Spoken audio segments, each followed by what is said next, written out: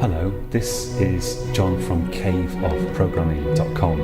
In this tutorial we're going to talk a bit about libraries in C++ because in the next program, hopefully in the next tutorial, I want to show you how to set up a program that can work with graphics in C++.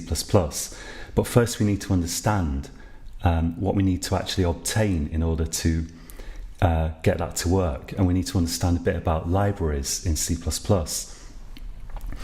So in C++, you can, if you create a bunch of code, you don't have to create a program with that code. You can also create a library. If you create a library, you can then give that code as a compiled binary library to other developers together with the header files, and they can then link that code with their program and use it. So I've kind of touched on it before, although I haven't gone into compilation in explicit detail. But when you compile a C++ program, first the preprocessor runs, and that processes your anything that begins with a hash, basically. So your include statements, your if-defs. You can also have a define statement in there, which we haven't used, and so on. After the preprocessor, you then have compilation, which produces object files. So your source files, your CPP files, are compiled into object files, which produces files that usually have the .o suffix. I'm trying to think if that's the same for every platform. I think it is. So if we look at, let's just look at a program here. So if I get the location of this program that I've got here, and then we just go to that in the terminal here. So I'm on a Mac here, but it doesn't matter. Let's take a look. So I do cd, and I'm going to have to put this in double quotes. If we go to the debug folder, the folder for the debug target here, and we go to that's got a source subfolder, we see that we've got a bunch of .o files here. We've also got these debug files, but the most important thing are these .o files, which, as far as I can think, is also the same on Windows. So when you compile your program, you produce a bunch of .o files, and then the final stage of compilation is that you link your program. And linking means you combine all of your .o files together with any libraries that you have into an executable, which could have a suffix .extra on Windows, or no suffix on, for example, Unix platforms. There's no particular executable suffix.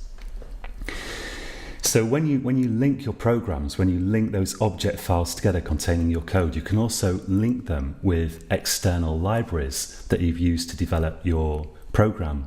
And if you think about it, even if you create a Hello World program, let's say, you're using more code than you've actually written yourself there. You're using, for example, the code associated with cout, and that has to be contained somewhere on your system in order to be able to run it. There has to be code that actually deals with the console and outputs your text.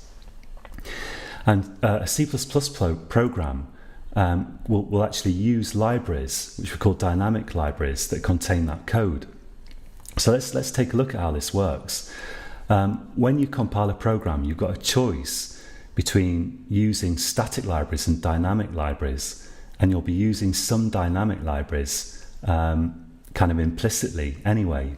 So static libraries, or static link libraries if you like, they are files containing C++ code which are actually compiled into your program. with an important caveat which we'll go into. So a static library is a bunch of C++ files that have been compiled. The code's been compiled into a binary file, which we call a static library. And the idea is you give that binary file to other computer programmers. They can then link their program with it to create their executable and then use the code that was compiled into that static library.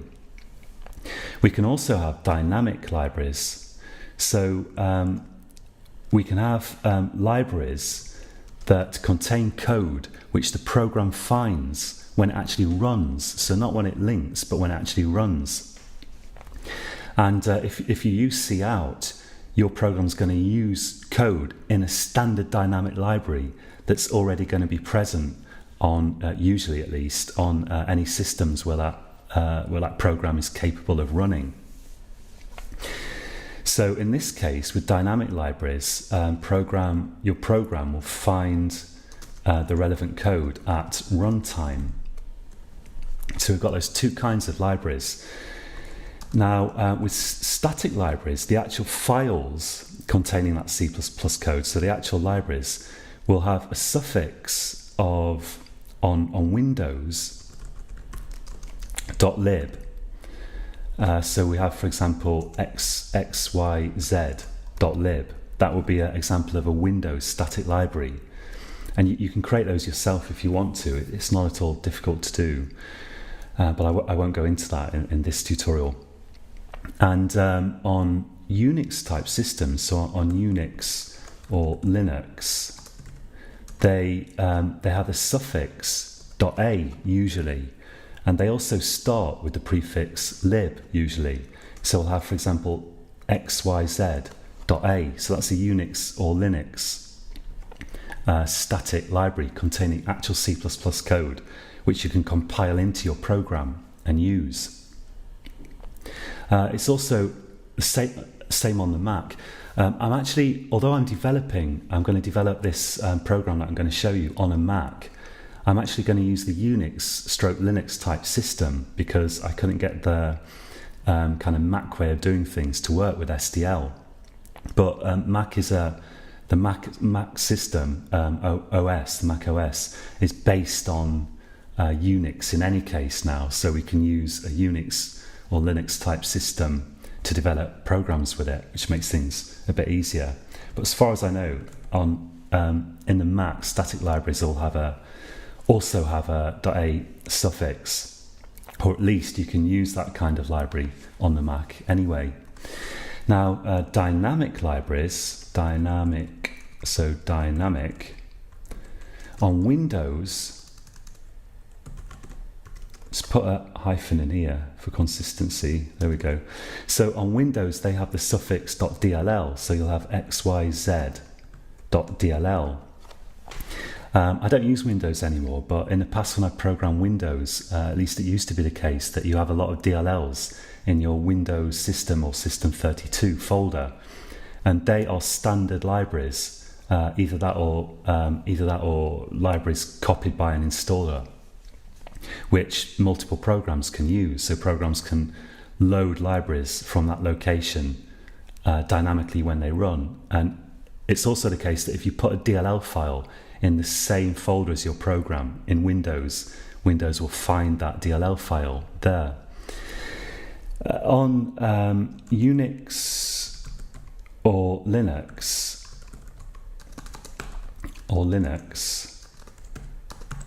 or Mac as well,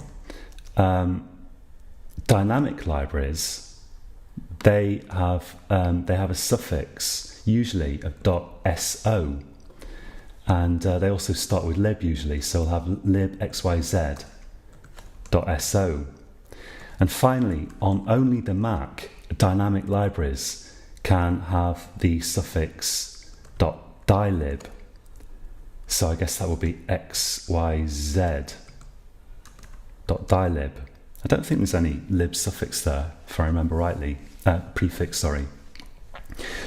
So we've got DLL on Windows and .so basically on Unix or Mac. And on the Mac, there's also this dylib suffix for a dynamic library. That's also possible. So the upshot of this is that we're going to be using an API called SDL, and you can use other APIs, which I'll talk about a bit in the next tutorial, to follow these tutorials if you want to. But we're going to need an external API to provide us with some graphics facilities, and depending on your system, you're going to have to locate the right kind of file to compile into your program. So one thing I should mention is that it's possible, although I said that static libraries contain actual code that's actually linked with your program, it's also possible for them to contain kind of stubs that just tell your program to load code from a dynamic library.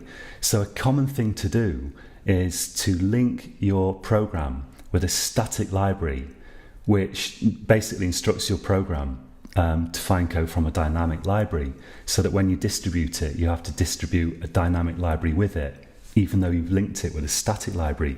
So the static libraries, they don't necessarily have to contain code themselves. They can just contain information about where to find code, basically, for the program.